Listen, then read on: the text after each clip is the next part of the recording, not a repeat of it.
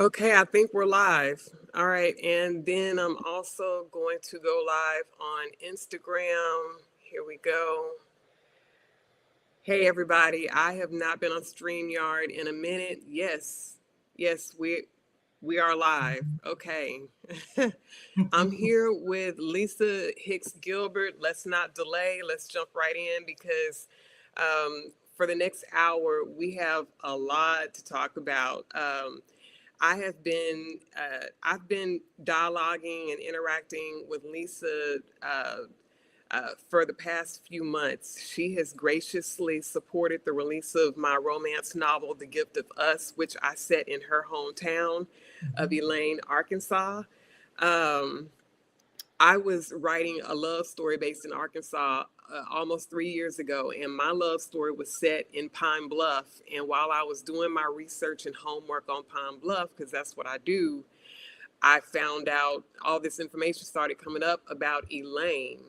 And I had never even heard of Elaine, Arkansas. I did not know we had a town called Elaine, Arkansas. I am from Arkansas, born and raised, and I've never heard about Elaine at all. I've heard of a lot of other little towns down in our state, like Toadsuck, but Mm-hmm. not Elaine. So now, tonight, we have with us Lisa Hicks-Gilbert, and you are a descendant of the atrocious events that took place over a time span of several nights in 1919. Now, when we think Red Summer, we think of Rosewood and a lot of other places, but what I've been learning in my research is that so many happened all over the country back in 1919 because World War I, black men who had fought in the war overseas were coming back home right after Reconstruction, and they wanted their respect.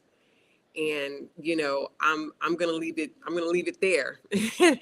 But for now, we have Lisa Hicks-Gilbert, and two of her ancestors were directly involved in all of those events. So, from your mouth, people have heard my version in all the videos. From your mouth, do you want to share um, what why that is significant? What happened here in Elaine?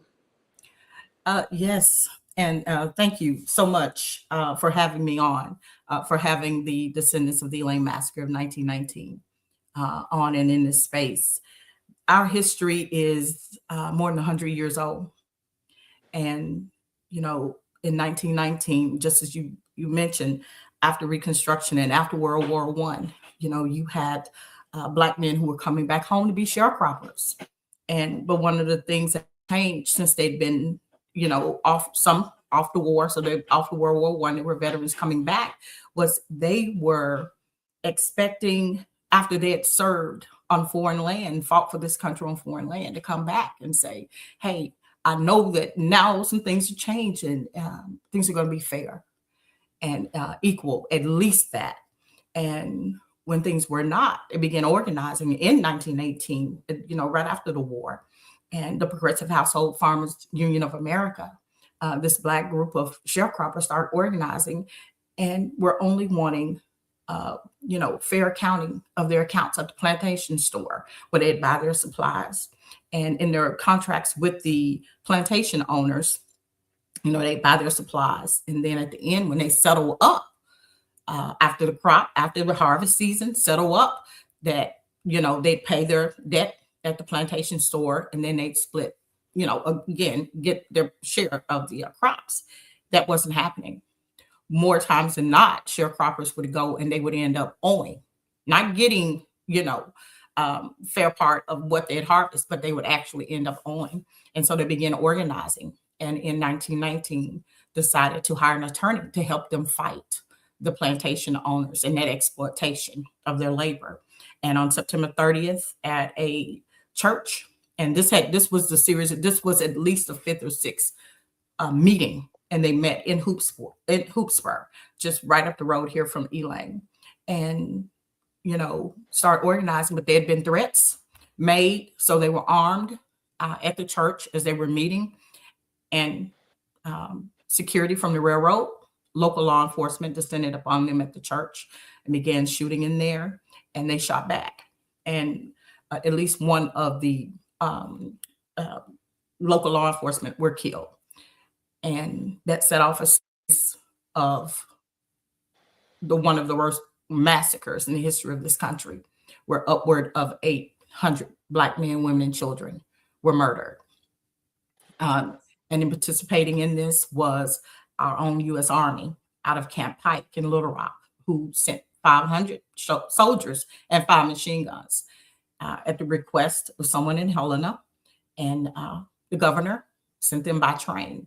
And they came and they participated in this massacre. And I always, a lot of times it's not added or recognized that at that time, Black people in Elaine and the surrounding communities, they outnumbered the plantation owners and white people at least 5-1, because they were the labor force. And, initially when the Black mob descended upon Elaine, the Black sharecroppers, they fought them off. They outnumbered them. And that was one of the, they outnumbered the white mob. Yeah. They outnumbered the white mob. And that is one of the reasons why, because it's always the question is, well, why did they feel it necessary to send for the army? Because that was the only way that they could defeat them, because they outnumbered them. And at this time, you have a lot of them veterans from a war. They had rifles, they had guns, and they could shoot. And at that time, they were willing to fight. And but you cannot fight a military, and you cannot fight 5 machine guns. And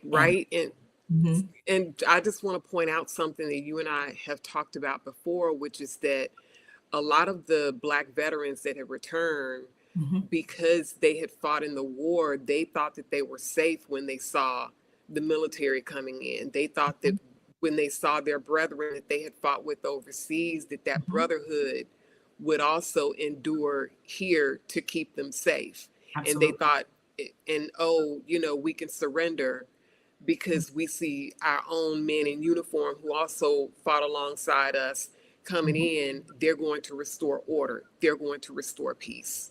Exactly. And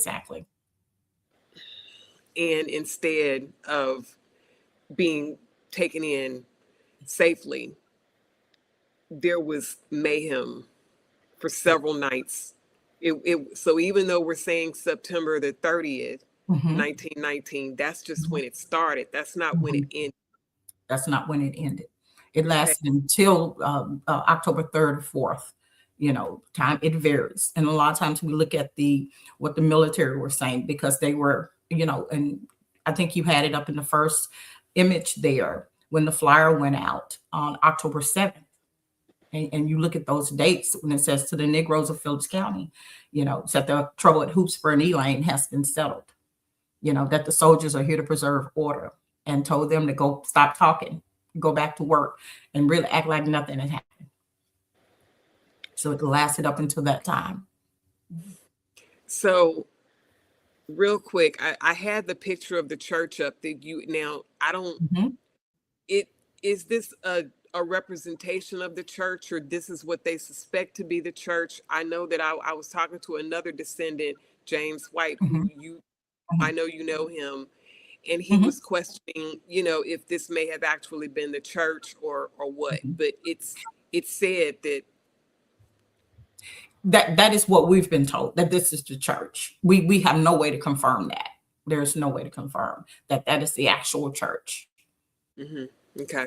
That, there are pictures, because the night after the church, after the massacre started at Hoopsburg, September 30th, the next morning the white mob came down and they burned the church down to the ground. Okay. They burned the church down to the ground.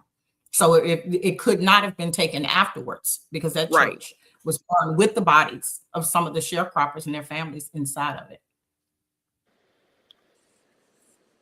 When you say with the bodies, can you give us some insight into what was happening there? When they started shooting inside of the church, when they started shooting inside of the church, or shooting in the church, there were men, women, children in the church. They were just getting ready to end the meeting. And, witnesses say that there were, people were shot and killed inside of the church. And the next morning, the white mob descended upon, and they came in, of course, they saw what had happened. There were bullet holes all in the church. And we they burned the church down. Now, and some, survivors said that there were, they know that there were those that were killed in the church, and those bodies were still in there. it's based on my research. Mm-hmm. There was an unaliving spree for the purposes of social media, because we're streaming on several platforms: Instagram, Facebook, YouTube. I'm gonna censor some of my language, but way more than just the people in that church were brutalized. Way more.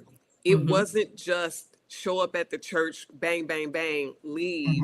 They went up and down the at that time, the main road, the railroad. You did mention the railroad at that time. When I went down there and did my research, it was told to me that they went from house to house. That Black people were running into the woods. Yes. The next morning, when the mob descended upon, Elaine and the surrounding communities, you have to pass a lot of fields, a lot of houses, at that time. And they did descend upon homes looking for the sharecroppers and their families. Witnesses say, and it's been written, that they, unalived, we're going to keep the language, that people, men, women, and children were unalived, just shooting and killing all of them that they saw. Because they had been told, and the reason, they were told that there was a rebellion, that the Black sharecroppers were meeting and organizing, and that there was a plan to kill white people. That's what we're looking at now in these newspaper headlines. Okay. So literally, it's more than just the people, just so that we can be clear, the victims and the death toll exceeds just what was in that church. Absolutely. It's almost like, for sport, I'm just going to say it, you can correct me if I'm wrong, but from my research, it sounds like white mobs, as you've referred to them, just started contacting and sending the word out to each other, come down to Elaine, and there was a literal hunting spree. Yes. People who weren't even at the meeting, people who had nothing to do with the meeting. Nothing to do with it. Nothing. Sorry. No, you go ahead. And wires went out. They were sending wires out, they were sending wires out to other communities. And that's why you had, even from the KKK, that came in and that descended upon the community and in this area. And, what they now call I probably shouldn't use that word, but reference to a field, they call it the killing field. Yeah. Here in this area, and it's on flyers, and and people see it inside of books. They have the whole area marked. And then this was before the military even arrived. Just at the night of the church, when they were shooting inside of the church. Then the next morning, and then once they were run off, defeated, and ran off, that's when they start calling the military. And then the military descended upon in the fields, and the crane breaks down by the river, looking for Black people and shooting and killing them. And that is not even the ones that they jailed, and those they did surrender. They put them in the jail here at the bottom of the school. They put them in a jail at the bottom of the school? The school, in the basement of the school. That's where they were jailing and holding them as they were finding them, as they were surrendering, before they were all moved to the jail in Helena to stand trial. You are the descendant of two of the men who were involved in that. Who are your ancestors? Ed and Frank Hicks. They were brothers, Ed and Frank Hicks. There were two of the Elaine 12. What is the Elaine 12 for the uninitiated? The Elaine 12 were 12 of the sharecroppers, and the youngest one was 16.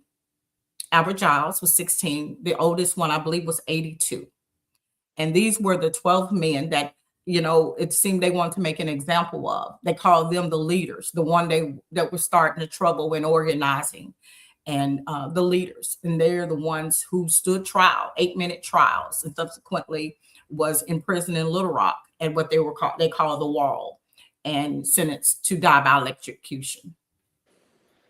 And they spent about 5 years in prison before courageous individual Scipio A. Jones fought and took their case all the way to the Supreme Court. Yeah, Scipio Jones took his case. That's Scipio Jones there, and that is his great niece, right? That's his great. And it's weird. I look and I'm like, you can tell, right? Yeah, you can tell. But yeah, he fought a courageous fight and got their case taken all the way to the Supreme Court. And because he was Black, he wasn't even allowed to go to the Supreme Court for that case. But his courageous work helped to get them freed. So are you saying that even though he did all the work to get the case accepted by the Supreme Court, he was not allowed? Who argued it? He a white attorney.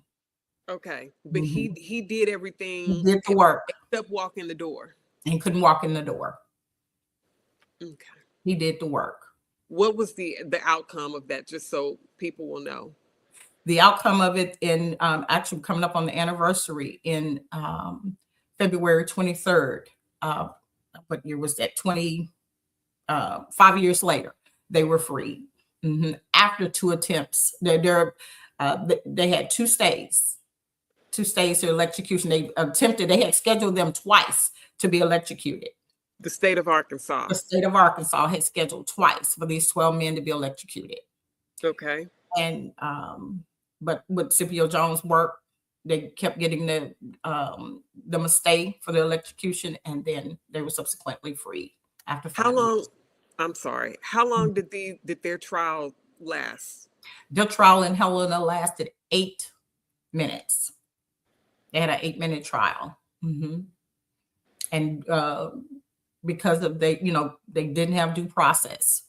Sounds familiar? That they, and that was his 8 minutes, tried and convicted, sentenced to die by electric chair. Yes. In 8 minutes. In 8 minutes. For a meeting that the white mob wasn't even invited to. We're not even invited to. They came to their church. Yes. So moving forward, because it's 4:19 my time, like 40 more minutes. But so what is this we're looking at? And in commemoration, I'm gonna switch slides. Yeah. What am I looking at right now? This is, and I smile when I think about this exhibit that we, Descendants of the Elaine Massacre of 1919 and 2022, we put together an exhibit. It's called Silent No More. And it was for 2 days, Friday and a Saturday. First day on that Friday was for students to attend. Anyone could attend, but that's on that Friday. We invited students, and I was so shocked and so honored that almost 200 students attended the first day. And this exhibit is called Silent No More. And this is, someone asked me, who curated your exhibit? And, my response was I supposed to have a curator? We had no money, and we didn't have the funds like that. But this is something we wanted to do. Us, the Descendants, we wanted to put our hands on it. We wanted it to be tangible, something that we created in honor of our ancestors, in honor of their sacrifice. And we put this together. And the second day, I was still shocked. I had oh my goodness, so many people from the Arkansas State Park Service attended. We had teachers attend, historians attend. It was churches just, coming. And so that Friday and Saturday, it was a Silent No More exhibit, and it was absolutely awesome. And little makeshift, everything. As you can see, we used a Cricut machine.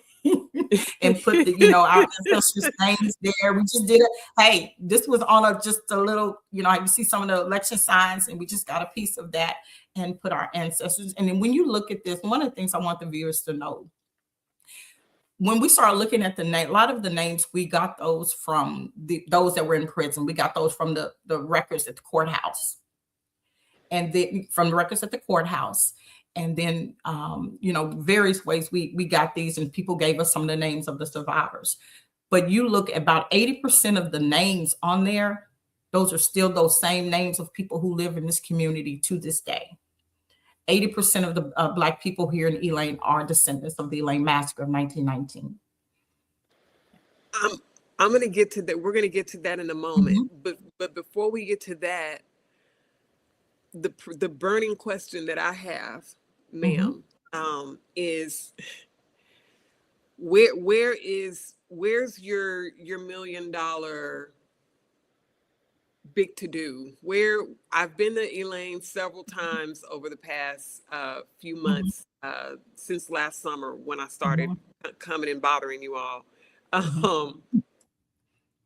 Why is it that when I come to Elaine, the only difference between what we see in the pictures in 1919 and the picture and what I see when I go down there now, there's very little difference, except a lot of windows are missing. Is this the only memorial that you have? This is it that we have, and it's what we create. I wish, and you can go on our Facebook page and you can see more of the exhibit. Some of the banners that we, like the one you saw, we made 12 of those, and we were intentional about there being 12, and those 12 are in honor of the 12 men of the Elaine 12. So, but other than that, those were purchased. The rest of it, someone handmade the bench. There was a bench that we set in the middle of the floor, a white bench with a white cross on it with a candle in honor of those lost in the church that night. Everything was handmade. Everything was just, like I said, with a Cricut machine, putting the names there. And yeah, we don't have $1 million memorial or $5,000 memorial. That is something we're working toward, because we want to do that. And a lot of people ask, and I know you're going to ask a lot of people, why is the Elaine Massacre Memorial in Helena? And my answer is always this: because the people who had the money, that's where they wanted it. It's a simple question. That's a simple answer for me. And I say to you and to others, and even to our descendants, if we want a memorial, and when we are ready to do a memorial, we should do it with our funds. We should emulate what our ancestors were attempting to do. And that was, they weren't asking anyone for anything, no more than what was fair. And I feel that if we want a memorial, we should raise the funds and create the memorial we want that honors our ancestors. So that's kind of a simple answer to that. Might be a little too simple. No, it's not too simple, but having looked at what New York got when all those bodies were found under federal construction for a federal building back in the early 1990s, I'm looking now for the memorial in Helena, just because it's important for people to see the vast difference between what the people who had money put up in Helena and what we see now, which is a cardboard and handmade materials that you all put together yourselves in Elaine. And let me say this, because I want to be fair and truthful and very transparent. Because there are so many questions about this and about the memorial. The organization, I won't call them people, the organization, and I know a lot of these people in this organization, wonderful people who were trying to do the right thing. And one of the things they did reach out to Elaine to try to help Elaine put together something here as well. Okay. Unfortunately, there was someone in the community, not from the community or of the community, someone from outside the community, didn't even live here, that had assigned themselves as the steward of our work. And they reached out and reached that person, and that person wasn't cooperative because they wanted something different. Instead of allowing the descendants to make the decision about, or make the decision or work or collaborate with the organization that was doing the memorial in Helena. Unfortunately, that offer got intercepted by someone, and it didn't happen. So I'll just I'm trying to be very careful, but they were unable to work with the person who felt that they were the steward of our history. If and you, and like I said, you and I have had multiple conversations. So if you don't want to say it, I'll say it there. I mean, I won't say everything, but there have been outsiders that have come into Elaine. We talked about you and I talked about this last night in preparing, that have come in, outsiders come into Elaine and basically try to dictate to you all how this event should be remembered. Do you want to speak some on that? That's the perfect segue. Yeah. There have been people who've come into the community, and I call them usurpers. Maybe that's not the right word, but who've come into the community and unfortunately hijacked our history and used it for personal gain. And when you see our exhibit, like, what the work that we do, it is, we are like Dome. It was another organization besides Dome 1919. Dome 1919 is 100% descendant led. We are those who carry the blood. We honor the work. We carry the work. We're the ones responsible for our history.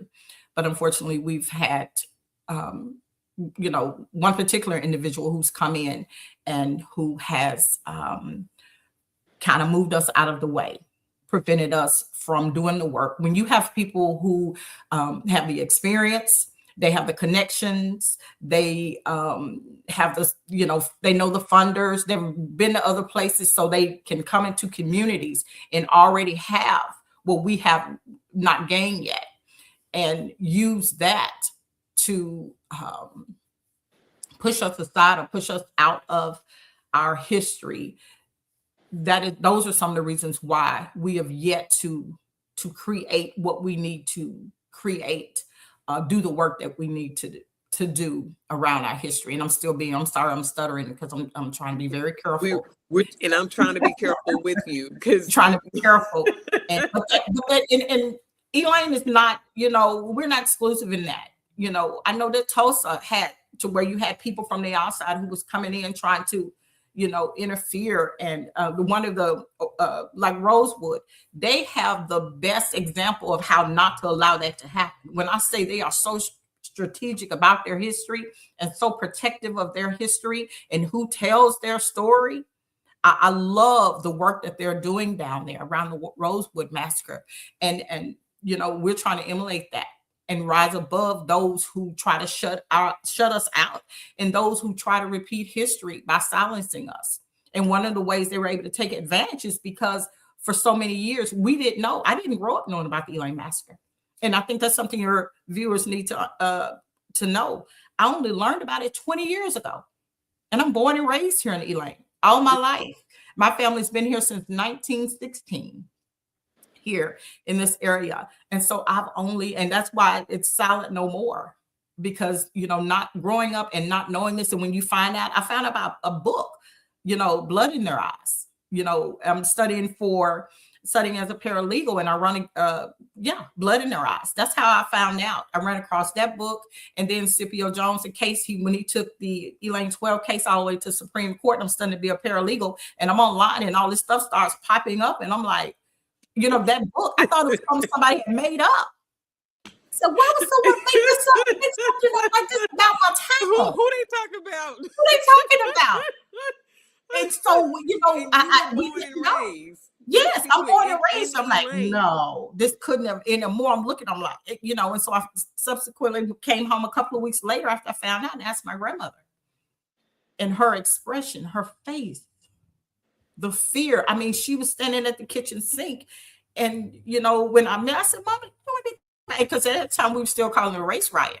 And, she was standing at the sink. And I said, Mama, you know anything about Black people and white people, fighting each other? And she just, I mean, got still. She said, baby. And the door was open, the screen door, and she motioned. She didn't even say it. She just motioned to me for me to close the door. And I knew what she meant, close the door. She looked at the window. She was afraid someone's going to overhear us talking. And she just slumped down in the chair and she's like, baby, how you know about this? Where she wanted to know, how did I find out? She'd known all of this time, all my life, all of her. She knew about it and never uttered one word. How? So, and since I released the book and started doing this work, other people from Arkansas have popped up online on social media and said, what? We had a what? We know about Rosewood. We know about Tulsa. We know about them. Well, what are you talking about? Like, people from Arkansas who live in Arkansas, shocked that we had our own. Now, you and your grandmother, is there, why is there no book? Why is there no Lisa Hicks-Gilbert book or movie? One of the reasons is, in order for me, and it took a minute for me to get those stories out of my grandmother. And I was writing and I had to be very careful, and I had to learn how to, when it was a good time to ask her certain questions that would lead her into telling me some of the stories. And, and one of the things she asked me to do, she said I had to promise her I wouldn't talk about it. I wouldn't do anything about it until, as she said, she done left this earth. She said, baby, you can't until I done left this earth. And I kept my promise to her. And she passed in November of 2019, at the 100-year anniversary. And so I spent a little bit more than 6 years getting those stories out of her, and may I ask, and this goes into the silent no more, because people are going to want to know. I want to know, why is it that we didn't know? Why is it that your grandmother didn't want it out until she was gone? If I may ask, if that's not intrusive. Yeah, no, it's not. Go back to the flyer. Go back to where it says, stop talking. There were, one of the things that's so heartbreaking that Mama talked to me about and that others have mentioned is how they left the bodies lying out in the sun, in the fields. Some were not even allowed to bury their loved ones here. A lot of the victims were buried in Pine Bluff. The funeral homes there opened up everything to allow them to bring their loved ones there to bury them, because they were leaving them lying in the fields, lying in the street up here as an example, as a threat. If you when they said don't stop talking about it, it was fear. It was fear. And I saw this fear on my grandmother's face when I asked her about this history. And it just seemed surreal at that time. I think I knew it was real, because the case wasn't fake. But when I saw her expression and the way she reacted, and still seeing that, I call it transgenerational fear on her face, almost 100 years later, that those who told her about it, and those because she grew up with the survivors. And so, that's the most powerful weapon, is fear, instilling that type of fear into them and keeping them silent about it. So Arkansas went on the plantation owners and the descendants of the plantation owners and those who benefit from that silence went on a terror campaign. And what we see here, stop talking, go back to work in the picking cotton in the fields, just act like it never had, just go back to work like nothing ever happened, nothing to see here. And you put almost 80 of them in prison. and you put 12 of them on death row. You ransack their homes, take everything they have, some out of town. And so, and there was the story. I think the man who started the union, Robert L. Uncle Hill. Robert L. Hill. He left and fled to. He wasn't even at the meeting. He started the union, but he was not at the meeting, and he fled to Kansas. To Kansas. And the governor of Kansas refused to have him to extradite him to Arkansas. The governor of Arkansas made repeated attempts and appeals for him to be extradited, and the governor of Kansas would not send him to Arkansas. They knew if they'd extradited him back, he would have been unalived. Yeah, yes. That was the promise, that he would be unalived when he extradited back. Just for starting the union, just for putting the idea of liberation and equality in Black people's minds. Yes. For planting the seed. Examples had to be made.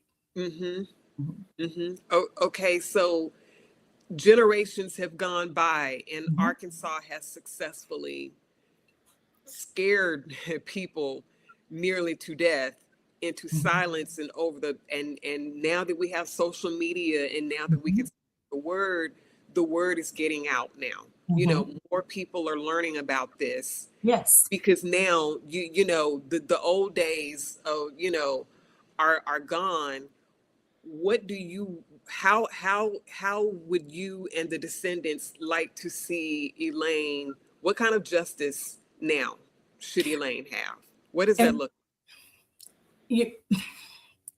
One of the things people always ask me, and this is not a popular response that from me, people always ask me about reparations. You know, that question always comes up. And so many people don't like my response to that question. It's not that I don't believe in reparations, but when will we see it? My community needs economic development now. And I don't look at it as reparations. I look at it as an expansion on my ancestors' hopes and their dreams and what they saw in the future for their families, for themselves.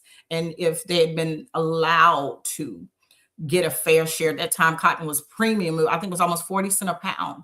And Ida B. Wells, and I think you just had her book up. Ida B. Wells wrote the only first-hand account of their stories and what happened. She went into the prison in Little Rock at the wall, went in, met with them, and wrote their stories. And one of the things that she wrote in there was the amount of cotton, how many acres of cotton, how many acres of corn, and the value of it at that time. And some of it's 15,000, 20,000. Just imagine if some of those sharecroppers had gotten half of $20,000. Yes, the Ida B. Wells' book, it says Arkansas Race Riot. Yeah. And then also in that book is the Progressive House of the organization, their bylaws. So, but if they'd gotten just half of $20,000 what their crops were worth, they'd have become independent, buying their own land, their own property, and become more self-sufficient. Exactly. He's breaking down the prices of the cotton that they were demanding, the fair pay for what their cotton costs, and because they wanted to be paid fairly, and they had actually filed a lawsuit. Yeah, and they hired an attorney, filing a lawsuit, and that's what they were doing tonight in the church. They were organizing, they were coming in, paying their dues, and all were getting ready to put their money together to help pay the attorney. And at that time, at the plantation owners, they realized,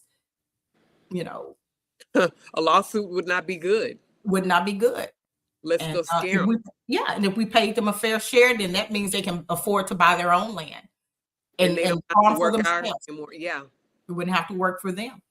But so they were in a constant revolving door, or in a cycle of owing, like you said earlier, of the sharecrop. The plantation owners would raise the prices so high that it was impossible. They would the price of a hoe, the price of a shovel, the Mm-hmm. price of seed, Mm-hmm. They were buying their food from, their goods, their clothes, the work equipment, tools. You know, and as we used to call it taking something up at the store. We used to call it taking it up at the store. Mm-hmm. Call it take it up. That was a phrase where you go take it up at the store. And you know, so they had it when I so expensive 2-3 times more. So by the time they settled their account and you paid what you owed at the store, you didn't have you anything didn't left. have anything left, And it was and that's intentional to keep you in, you know, servitude, keep you in debt to that plantation owner, and you couldn't leave because you right owed the because plantation you owner. owe. And You even owe. though you working, you growing the cotton. So slavery had technically ended, Hmm. but white men and plantation Hmm. owners would always find a way to Hmm. keep them in subjugation, Yes, yes, to and keep the upper hand. yeah, and that's, you asked what I see. One of the things I want to mention this. I think it's important for people to understand. Another reason why I say silent no more, and helping us understand that the survivors, like I said, you had two of the men who, um, in 1919, they were only 50 years removed from slavery. So you had two of those, 12, Elaine, 12, had survived, been born slaves, uh, survived the Civil War, survived Reconstruction, survived World War One, survived Spanish flu, survived a massacre, survived prison and 2 attempts to execute them. And when I look at that type of courage in 1919, the audacity at a time when they were still, I guess I can use this word, unaliving people at that time in a tree, that they had the audacity and the bravery and the courage to file a lawsuit. Right? And exactly. So when we start talking about, and then you have the massacre, and you start talking about reparations, it's not that I don't believe in reparations, and I believe in justice, but I also believe that our ancestors only wanted self to be self-sufficient, independent. And I see it as restorative justice instead of I like restorative justice. I like the repair of, investments into people, investments into us and our work and what we're doing, to help bring Elaine. Um, and some things cannot go back. Some people, we can just take it back the way it was. I don't want it to go back the way it was because it was not good for us here. Right. So, but I know that Right. investing in people who have the heart of people and the blood of people who fought like my ancestors, we are such a resilient people. This is a resilient place. And one thing we know how to do, we know how to survive.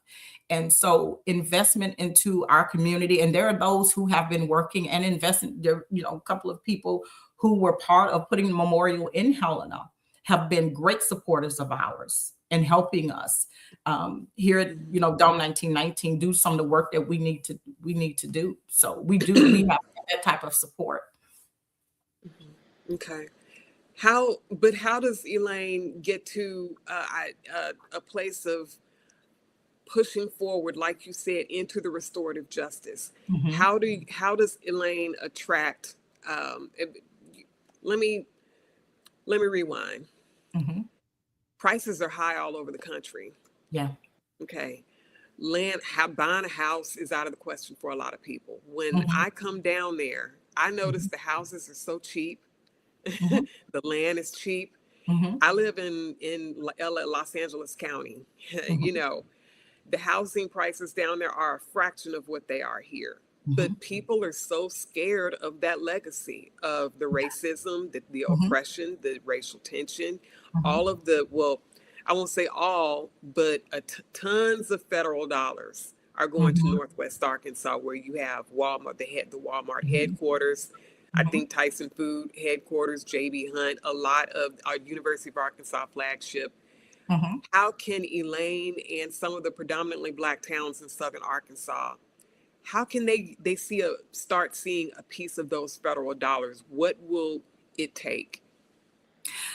I don't know exactly what it would, if you're asking how much, I don't know. I couldn't say, but what will it first? I tell you what, the first thing it will take is us being in charge of our own narrative, us taking ownership of our history, us taking ownership of the investments that need to happen here, the economic development that needs to happen here. I'll say this. Elaine is surrounded by some of the richest farmland in this country. Our cotton, our corn, our rice feed and clothe the world.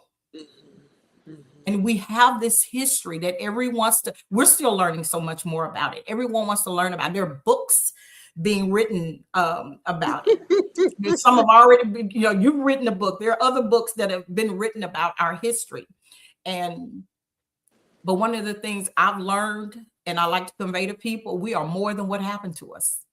Elaine it is a absolute, it's quiet, it's slow, it's where people would like to retire.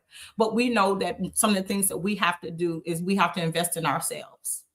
We have to invest in this community. We know it's going to be hard to get industry to come in. So we've been working so hard and so diligently to build industry from the inside out, create local entrepreneurs, create local businesses, and open up and reinvent some of these spaces that we have here in our community.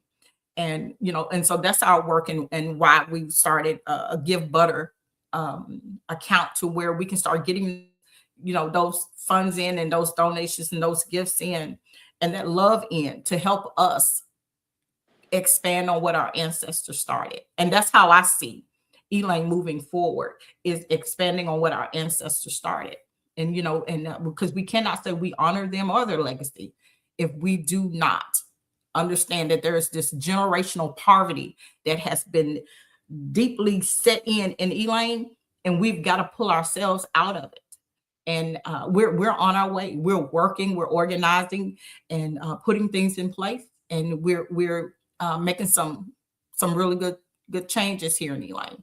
And I know we didn't mention this, and I don't want to make this part of the work that I do with Dome 1919, but I can't get away from my being the current mayor here. And I know you didn't mention it, and because Dome 1919 is who I was born a descendant, and I'm gonna be a descendant long after I'm mayor. So, and I know that I have to be careful about keeping those two parts of my life separate. But having become the mayor here, and been a mayor for 3 years here in Elaine, and the first Black mayor and first elected female mayor here, has allowed me the opportunity to help bring some of those investments in here. And currently, for the first time in the history, and that's why I say I know I carry the blood, and I know I carry that courage of my ancestors, because the first time in the history of this town, we've been able to bring in, for our water infrastructure and for just our infrastructure overall, millions of dollars. And that's through the city. Now, it's not Dome 1919. Dome 1919 doesn't have any money, but the city, because when you want people to come in and invest in your community, you have to start, you have to set the tone, set the example of what you want your community to be. So that's the work on the administrative level that we've started, and that we're implementing those changes into our community as we speak. Okay, so let's talk about that in real time, because we had a conversation, and you briefly went into it a few minutes ago. Outsiders coming in, and economic investment, and bringing dollars into Elaine. Now, tomorrow I'm going to have an interview with the Williams family, who over at Delta Dirt in Helena, which the history. The history of these two towns is what we've been talking about. When we talk about a lot of what happened in 1919, a lot of the perpetrators who Helena, Arkansas is what you see up on that screen, to the Negroes of Phillips County. That's coming out of Helena. Yeah. So there's history between Elaine and Helena. But somehow, even though Helena is a predominantly Black town with with many of the same concerns that Elaine has. Mhm. You have entrepreneurs going back into that community, Delta Q and Brew. Mm. There's some little stores there on Cherry Street. I've gone and taken walks Mhm. there. And then you have Delta Dirt, and I'll be interviewing those owners tomorrow. You have Mhm. innovators who are risking it and going down there Mhm. despite the numbers, despite the odds, despite the history. Absolutely. What why doesn't Elaine have a cute little coffee shop or a coffee Mhm. house? Which I Mhm. would love to envision that for Elaine. Mhm. You Mhm. know, because it's you all are literally right there on the freeway when people are riding up and down on their way somewhere else. Mhm.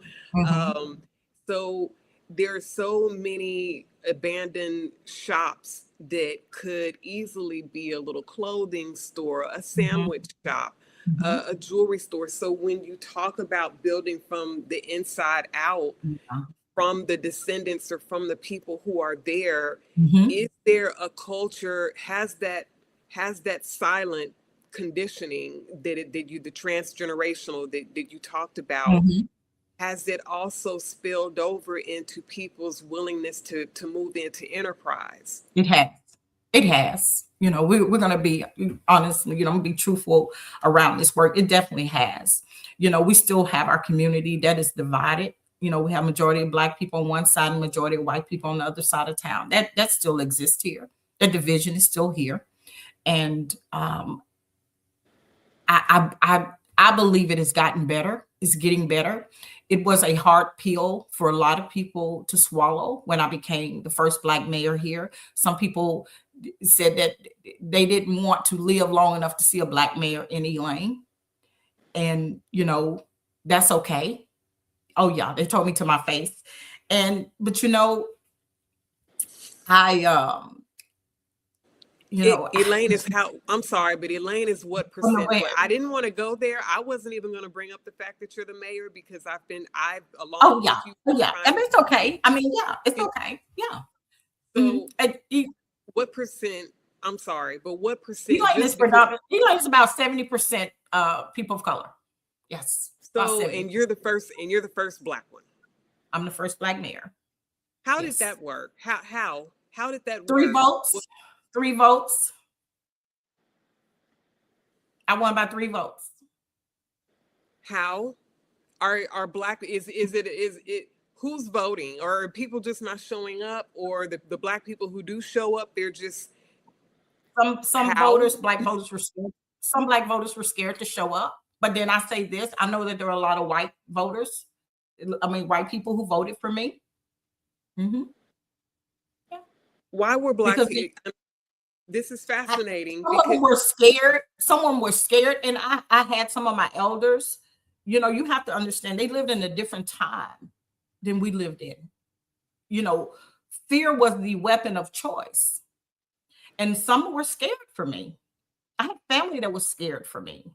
I had some of my elders said, "Babe, I don't want you to be. I'm scared they're gonna do something to you." You know, so and some, yeah, you said yeah. yeah, yeah, and it has been, the work is not a challenge. To work for your community and know that there are things you need to put into place so that we can, economically, we can move forward. Education, food wise, we can move forward. That's not the challenge.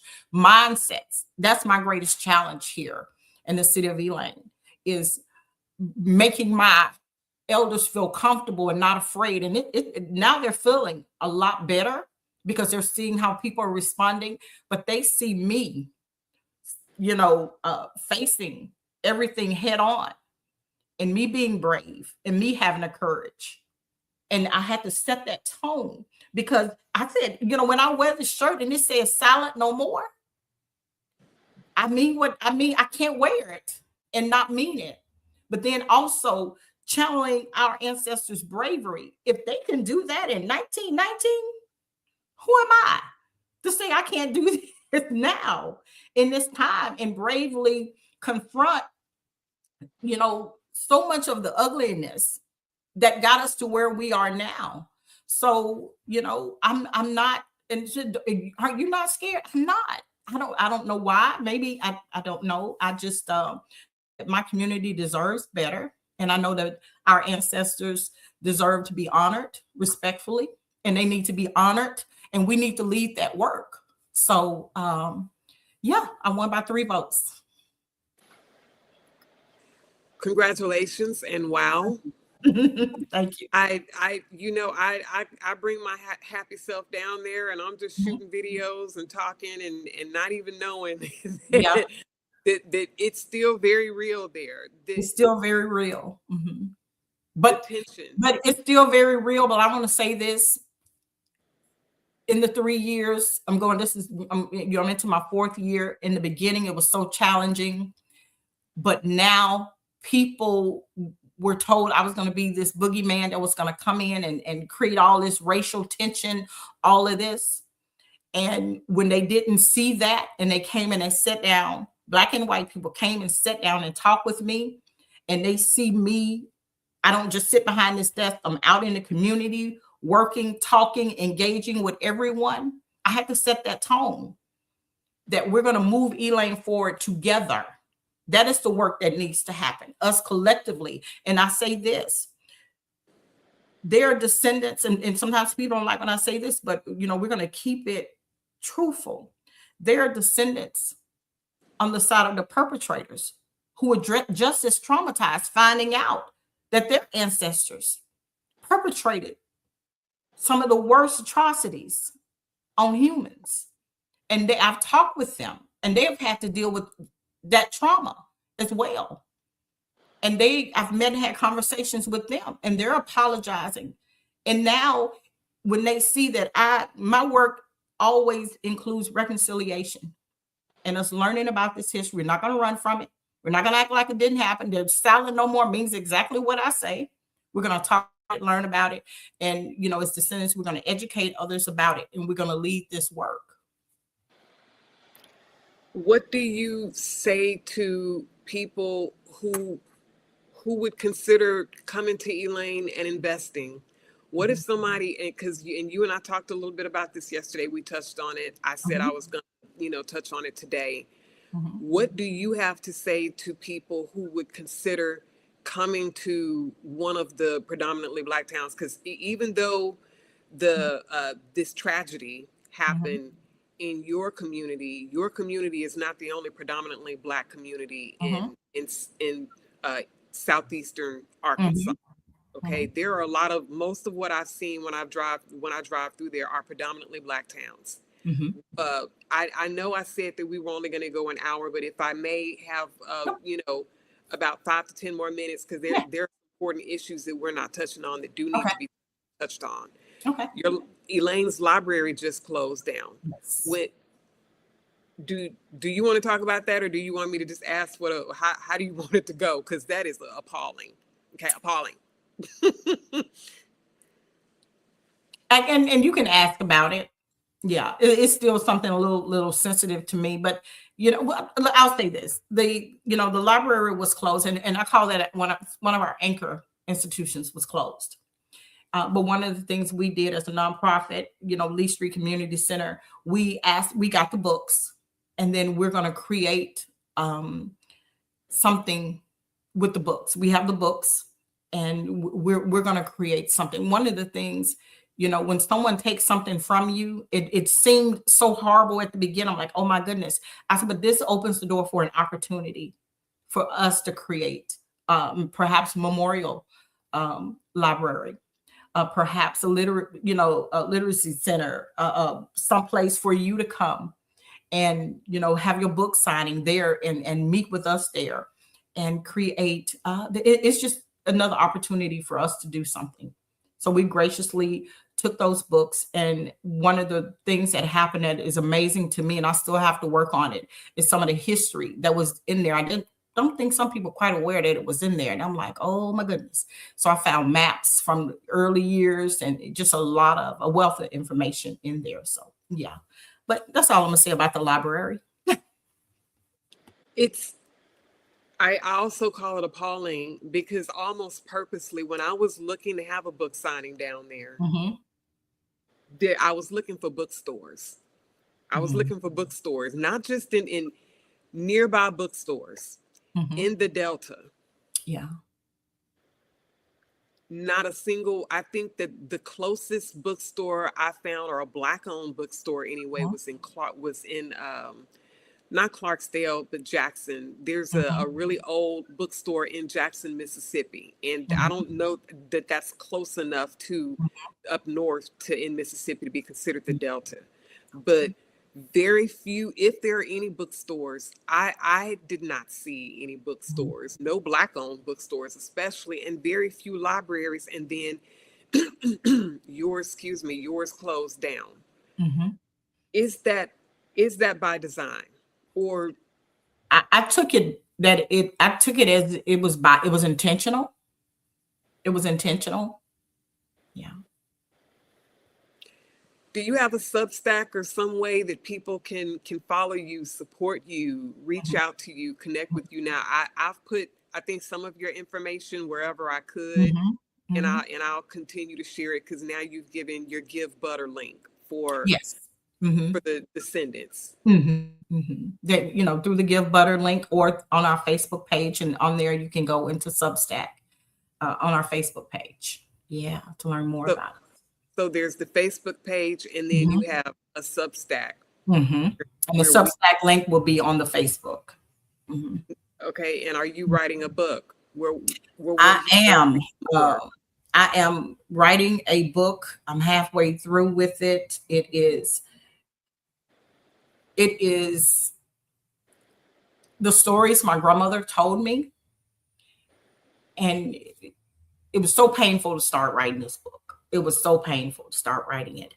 And it is a collection of storytellings, poems, prayers, but the stories are stories of actual events during the Elaine massacre that I had to give name and voice to, that my grandmother told me. And then I didn't know, when they were here still on earth with us, some of the people who were survivors. And it made so much sense now, once mama told me the names of those who were survivors of the massacre, because I grew up with them in church. They whooped my butt. They, spanked me. They taught me at school. And I'm like, when she told me some of the names, I was, these were some of the most beautiful people, the most who took such great care of us, who loved us, who gave so much to us. And the thought that they survived something so horrific. And I said, I cannot not give voice to their stories. And so hopefully by September, the anniversary of the Elaine massacre, that I'll have this collection ready and published. So that's the goal. I do want to, as we're wrapping up, I want to touch on something, and that is, you say descendant led work. Mm-hmm. Um, and you also talk about what's been happening for years in terms of outsiders coming in. Mm-hmm. Are outside people who would like to buy land or a house or something in Elaine, or build in Elaine, or contribute something to Elaine, or if there are people considering coming to your town, what is your advice for outsiders? And you know what? My advice would for them, for not just Elaine, but any community, when you want to go into a community, there are three things I feel you should do. Always, always, always come to City Hall. Try to come to a city council meeting. Visit the local churches. Talk to local people. If they're the businesses, go to the post office. Go down to Dollar General. One of the most beautiful people here in Elaine. She's a manager down there. And if you want to know something, she's gonna tell you. She's gonna tell you whether you want to know or not. And she's gonna keep it real with you. So come into a community that you are interested in connecting to, and talking to the people in the community. Talk to a variety of people, and it'll well in Elaine, you'll be it'd be easy to find out who are the gatekeepers, and who are those who are leading in the community, because people are going to tell you, who those people are. But if you're coming in and learning about someone's history, about someone's culture, talk to those who are responsible for its history.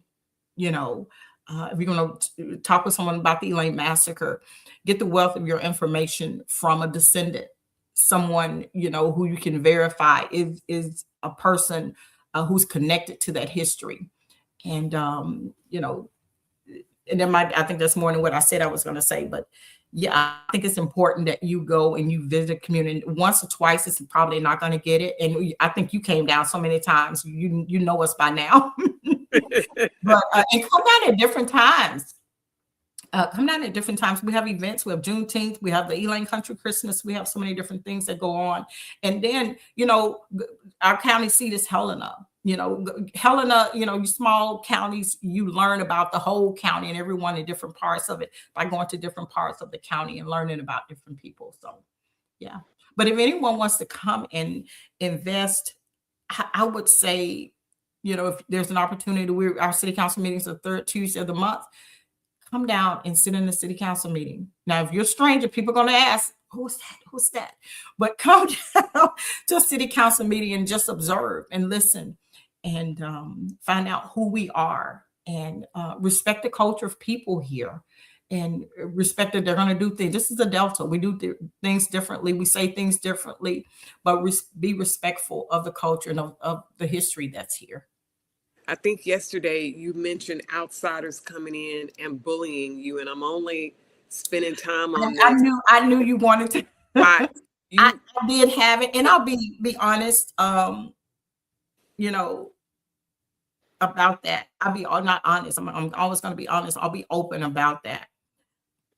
That there has been individuals who have come into the community and who have attempted to bully. They attempted to bully and intimidate me, threaten me. And when they weren't successful with that, they sent other people, and they even sent state and national organizations after me to intimidate me and bully me. But I'm Elaine built. I'm from, as my girl Toria said, she said, we come at this mud. I'm just not easily bullied or intimidated, especially about my community. This is not someplace I've heard about. This is someplace I live here, born and raised. This is my community. These are my people. And I have to, again, I set the tone. I don't want my community to live in fear of people coming in and intimidating and bully them.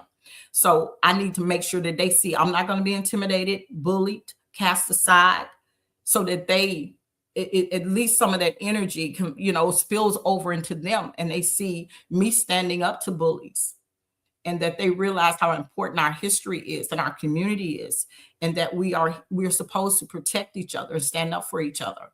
So yes, that has happened for outsiders who have come in to intimidate us and keep us from doing our work, and so that they could come in and benefit from it. So yeah, that has happened. So if there are people like me or other people who've left Arkansas and they're considering going back, you're not, and I want this clarity to be there. You're not saying, this is our community, outsiders are not welcome, everything. You're saying come with respect. Come with respect. Talk to us as you create and develop, and let the community that lives here be a part of and have a voice in whatever it is you're creating or that you think you're going to introduce here, because we want to see change in Elaine. But on the other side of that is gentrification, which I've seen a lot of that happening here in LA. Everybody runs for the cheap property. Oh, that's cheap. Let's go over there. And so I want to make sure that people come in the right spirit of things. Oh yeah, and people have. You did. You came in with the and I hope. I mean, let me say this, and because we got to talk about this book. Look. If we don't talk about this book, I'm a block. I've been avoiding talking to you about this book. I hope I did okay. Let me tell you something. Let me tell you something. It says the gift of us, but it should say the gift to us. I'm telling you, yeah, this book here. I hope this is not offensive. I was surprised. I really was. I was surprised. But let me go back. Everyone is welcome in Elaine. I feel so good making people feel welcome, because so many people are scared to come because when they learn our history, people didn't want to be here after dark. People didn't want to come here. People were like, I don't want to go down there. They'll do this and they'll do that part. I know. And that part. I don't want this stigma. I've never been in Elaine after dark. I've never been in Elaine after dark. A lot of people don't want to be here after dark. Let me tell you something. We are not that. We are not that. We are not that. And we definitely are not that long as I'm the mayor here. Let's be clear.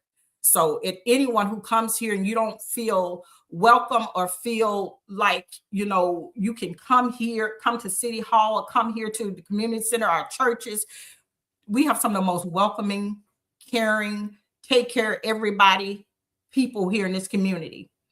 And that is who we are. And that stigma was put on us. A lot of things were, and a lot of people say things, but come and learn us for yourself. That's what I tell people. And I'll say this, like when I became mayor, people were saying I was going to be this boogeyman. And I've had so many people say, you're not that bad. People told me you were going to do this. People said you were going to do that. And I said, well, I'm glad you came and sat down and visited with me yourself. So you'll see, you'll know, you'll learn for yourself. So, it's important. You sat with me. You sat with me. You were real and you were honest, but you were gracious. You have a way of being straightforward. And I know you're telling me without telling me, and you're like, you'll tell a story.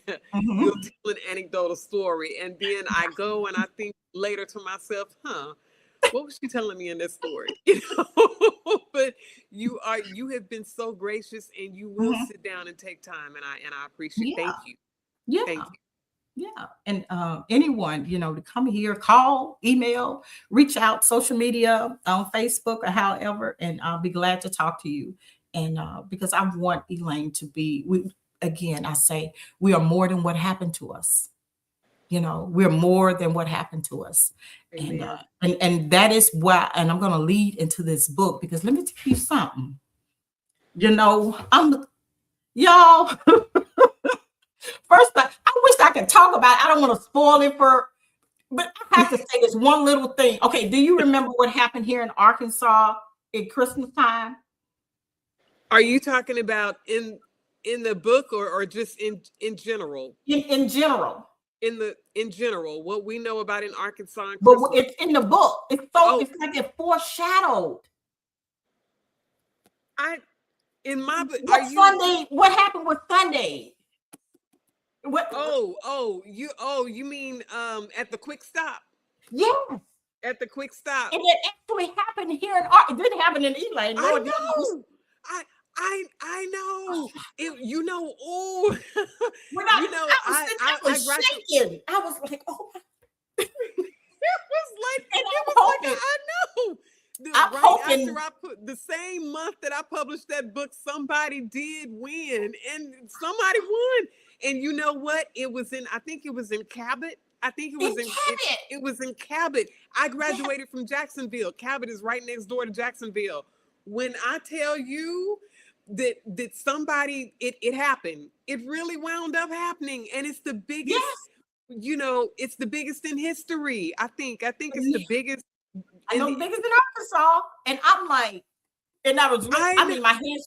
Did you force? I hope when I say this, and I hadn't promoted the book. Let me be honest, I hadn't promoted, hadn't put it on my social media, because I wanted to talk with you first and tell you that and say that to you. And then it made some of the parts that made me laugh. And when I'm reading a book, I would actually say, "Oh, someone would have said that." People in the community, I said, "Oh, so-and-so would have said that." Because whatchamacallit would have said that. So-and-so would say that. And I wanted to say, and then what I wanted to ask her what to say to you is, Are you sure you're not from here? Yeah. We're gonna have to make you an honorary Elanian. I'm serious. If Ah, I'm reading this book, I'm like, that means the and, and, world to me and, coming. and I That can't. means I so much I want to ask you about, but I can't because I don't want to spoil a book for other people. at some point we'll have to have like a when I come down there and do a signing, Mhm, or because I would like to mhm. do that when it's not so cold and we don't have Yes. ice, and we're Mhm. I'd love to come down there and we just have a community meeting or something, and then Mhm. we can chop it up. Yeah. But that I just want you to know that I was Mhm. trying so hard. I Mhm. literally I it's never taken me that long on a romance novel, just because I had Mhm. so much respect and I wanted to keep Yeah. going back and back and back, and questioning and reviewing the decisions that I was making to make Mhm. sure that I was being real, Mhm. but respectful. So for Yes. you to say that to me, Madam Mayor, which I'll go ahead and call you, means the world to me. So Yeah. thank you so much, because that's what I was trying for, was to make you guys feel represented and proud, and like I wasn't relying on any stereotypes or Yeah.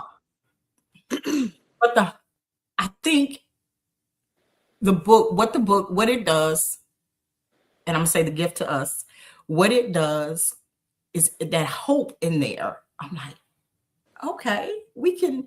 I already know what we're capable of.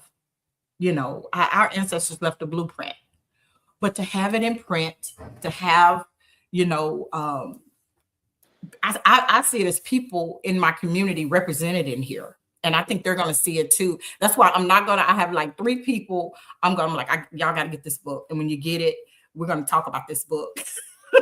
And Because I want them to say, I know that they're going to see the same thing that I saw. okay. And, the references to, Elaine and, just, yeah, I'm like, yeah, this is awesome. This is awesome. This is awesome. And I'm so grateful to you for this. And I've not had the greatest comments to a lot of people who've written books about Elaine I can and hear it in about your Elaine. I have a reputation. Some of the people that have written books about Elaine, when they see me, they run. They do. They don't even want to be in the. They just like, no one talk to her. But I just, because this just represents so much. It's going to make people feel comfortable. It's going to make descendants feel like they can speak about Elaine, they can speak about the massacre, and then they can speak about love, because so much of it is painful, it's trauma, but this talks about it, and then it just put people in real context, and just yeah. And then look, the frog, can I say that about the frogs? Yes, you can talk about the frogs, because you sent me a text message in December talking about child ain't no frogs out in December. I said the frog getting season doesn't end until December 31st. So technically I'm still in line. I was Yes, frogs yes. are going in there. No frogs are go. I mean, but that it is awesome. It was so great. And I'm like, okay, she did not. And then where you put me in there? I'm like, okay. I know you didn't read my email where I told you, I said these are the people who are going to be in the book. It's Yeah, awesome. It's yeah. So Thank you. I'm Thank you. excited. I'm excited to promote it. And I wasn't going to promote until I read it, and I got a full breath of it. And it is, yeah, I think I think it's gonna help that we have a book about Elaine. And it's not the standard It's not the what standard. happened, and I didn't want it to be that. Like I wanted it to be in there but not in there. And In so there, now you exactly. know what I was talking Mhm, about mhm. Yeah, that. okay. Yeah, oh, thank you so much for your Mhm, time. And when you have your book coming mhm, out, which I also, you didn't ask for my opinion at all, but I'm hoping that you will voice the audio book yourself, so that mhm, we can hear the words and the stories in your voice. mhm. And I've been on you to get on social media I'm and gonna do better. share. But I also understand you're the mayor, so there's Mhm. only so many hours in the day, and Yes. I can, yeah. Yeah, but we're here for you, rooting for you and Elaine, so that we're ready to support you all, whatever it is you're doing. Our God put it on my heart to write that so Mhm. that we could get it out there to more people. And I know that God is going to open up so many other hearts as well to come Mhm. together for Elaine. What do you say to the descendants who left Elaine? Because you left, you moved away. I know I'm Mhm. running, but Okay. I always have such a good time talking to you. But this is one of my last questions. Mhm. You left Elaine and came Mhm. back. What do you Mhm. say to the other descendants who have left? And so many of them, they reach out to me on Mhm. Instagram. They leave beautiful comments and reflections on Yeah. Facebook, and they go, "Oh, Mhm. I'm from Elaine. I went to high school there. Mhm. Elaine's always going to have a special place in my heart," but Oh they yeah. don't live there. Yeah. What But you know what? A lot of them, they don't live here, but they still support. I don't know of anyone that left home. There's some that probably left and hadn't come back. But what do I say to them? You know, uh, we look forward to seeing you. We we look forward. There's a lot of great things starting to happen here in Elaine, and we look forward to seeing you and you coming back and seeing some of the changes and some of the expansion that's happening, the investments that I know are going to happen, and then the support for the descendants. I know that's coming. So yeah, they people from Elaine. This is always home. This is always home. Yeah. Amen. What do you say to potential investors? Mhm. Support descendant-led work. Dome 1919, 100% descendant-led work. We have writings. We're trying to get our exhibit. That exhibit you did, that was homemade, we made by hand. We are working. Some of the support from Give Butter goes. We want to create a traveling exhibit that we can take around the country. Kind of like the Emmett Till.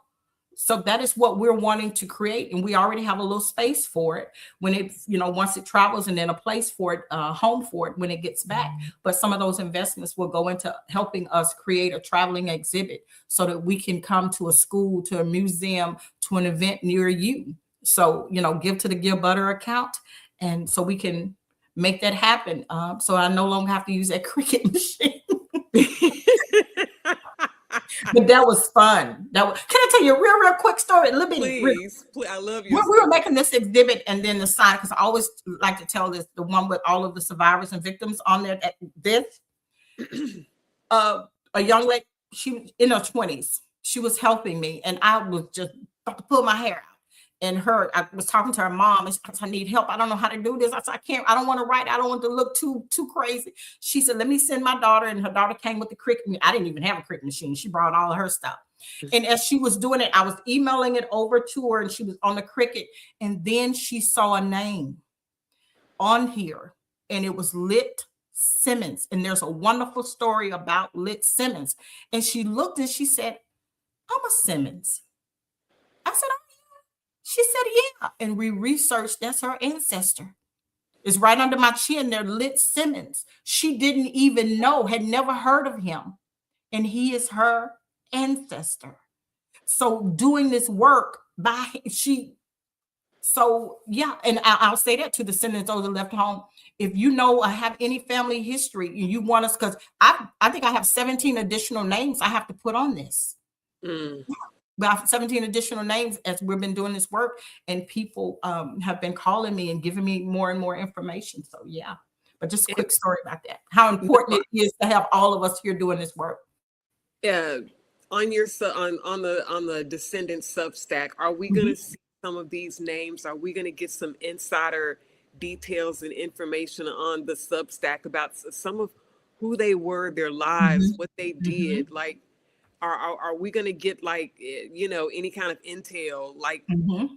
little goodies in the Substack? Yeah, we're gonna get. I have some wonderful stories about Devella Mason and Vina Mason. About them up there. So just some of that information, those stories. So yeah, I'll be adding that information on there, and yeah, building up to the book. So Okay. Any last words? Anything that you want us to know? What's coming up in Elaine? This is Black History Month. You know I, it. we didn't have any events this year. No Black History events this year. A lot of the ones that were, we having a lot of them at the churches. I've been, speaking with you, having interviews, and I'm gonna tell you this: what has been really encouraging. I've had a lot of people running for office here in Arkansas for Congress and senators reach out to me, and I have a couple of interviews next week with those who are running for office, and they want to ask me about Elaine, and I do say Elaine. You'll tell the difference who's from here and who's not, because we say Elaine with a capital E. I noticed you do that. But Elaine. I was so, yeah, Elaine. So I was shocked. I'm a little nervous. I'm like, you want to talk to me about? Because a lot of times people will run away from Black history or from this history, but they want to know. And so I'm going to be a couple of interviews with them talking about Elaine, about the Elaine massacre. So I'm shocked at that, but I'm hopeful. Elaine needs some money. That is encouraging, isn't it? So yeah, it is. Okay. So yeah. But also, Elaine needs some money. Elaine, we need to, if we're going to truly be in charge of this work, we're gonna need financial support. And when you go on the page, you'll see that Dome 1919 is fiscally sponsored by a nonprofit here. And there's a pastor on there. There's a business. So we have people on there who's who watches Dome 1919 and how we do this. They're descendants. And what am I talking about? They're descendants. So they're watching this work and they're part of it. So we're fiscally sponsored, and you'll see their name, Lee Street Community Center, on the bottom of there when you go to make your donation. So. And before we go, real quick, every year, September 30th, you all do a ride on. It's called a remembrance ride. Is that on bikes, or is that in cars? And we do it on our bikes. The bike trail, a new bike trail is built over the railroad tracks that from the train that brought in the 500 soldiers. So it is in honor of our ancestors. It's a remembrance ride. We ride from Elaine and we ride up to Hoopspur. And we do a prayer service, and on the way there, we talk about the history. We just talk about a lot of things. And there's so many kids, all our babies come, and I don't have enough bikes for everyone. So we do have some bikes, but I don't have enough bikes for everyone. Some people bring their own bike, but we do the remembrance ride. And this year, with some of the Give Butter funding, we're going to buy T-shirts. We're going to get it actually put on there. The Remembrance Riders is what we call ourselves, and we do that remembrance ride. Maybe that Saturday before the anniversary of the Elaine massacre. Yeah. Okay. So I plan to be down there with you all, barring anything, but I plan to be down there with you all. I missed it last year because I had another engagement, but there will be no engagements this year. I want to be there riding alongside you all and representing. And if anybody else would like to make plans to come down to Elaine, Arkansas, and do the remembrance ride with Madam Mayor and other residents and descendants, I'm letting you all know about it now, so that if you want to be part of that, then contact. And we serve a great lunch afterwards. We ride down, ride back, and in the park we just have a wonderful lunch. So I bet you do, because y'all are Eastern Arkansas, down by the Delta. Greens, cornbread, macaroni and cheese. Nobody does better than the Delta. Hey, nobody does better than the South. Lord. Okay, thank you so much for visiting with me. I so appreciate you, and sending you and Elaine blessings for a really happy 2026. Oh yeah, thank you. Appreciate it. Thank you so much for having me, and thank you so much for everyone who's tuning in now and those who are going to watch it later. All right. Take care, everybody.